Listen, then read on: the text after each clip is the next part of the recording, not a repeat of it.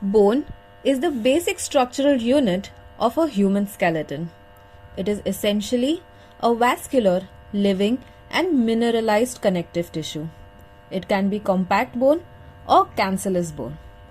Compact bone is usually limited to cortices of mature bone. Its function is to provide strength. Cancellous bone supports the bone marrow, blood vessels, lymph vessels, and nerve fibers pass through the Hervatian canals, and osteocytes are present in the lacunae. This nature of bone makes it prone to inflammation and necrosis on exposure to various Osteoradionecrosis is an exposure of non-viable, non-healing, non-septic lesion in an irradiated bone, which fails to heal without intervention.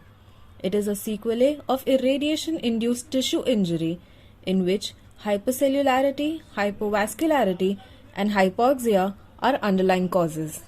Marx described the causes of osteoradionecrosis as 3 H's: hypercellularity, hypovascularity, and hypoxia. Therapeutic doses of radiation cause endothelial damage, thrombosis, and hyalinization of blood vessels that leads to decrease in microcirculation. There is fibrosis of periosteum, osteoblasts and osteocytes are destroyed, and the bone marrow space becomes filled with fibrous tissue.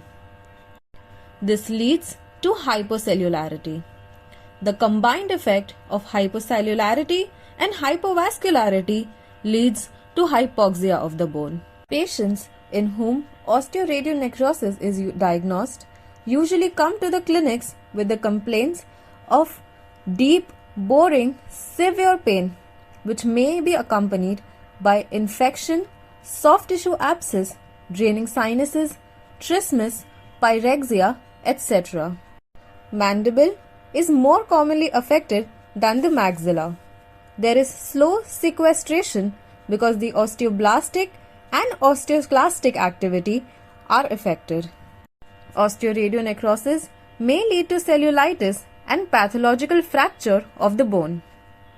Early stages of osteoradionecrosis show little change on a radiograph. Osteoradionecrosis appears as a radiolucent modeling with indefinite, non-sclerotic borders and occasionally areas of radioopacity associated with bony sequestrum can be seen. The management of osteoradionecrosis includes debridement, control of infections using antibiotics, along with supportive treatment like hydration and vitamin supplements. Analgesics can be given for pain management, along with oral rinses such as 1% sodium fluoride gel, 1% chlorhexidine mouthwash to prevent caries. Sequestrectomy is performed intraorally. The best treatment to prevent pathological fractures of the affected bone is excision of the necrotic areas of the bone and replacement with shafts. Hyperbaric oxygen therapy is a useful adjunct that causes neovascularization and also increases the bone graft healing.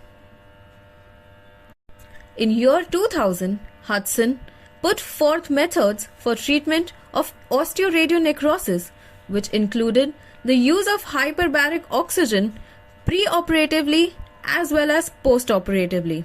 It also included the use of soft tissue flap support and bony reconstruction. In a known case of osteoradionecrosis, 20 to 30 dives of 100% oxygen at an atmospheric pressure of 2 to 2.5 is given as a part of hyperbaric oxygen therapy, with the aim that it increases oxygen supply to tissues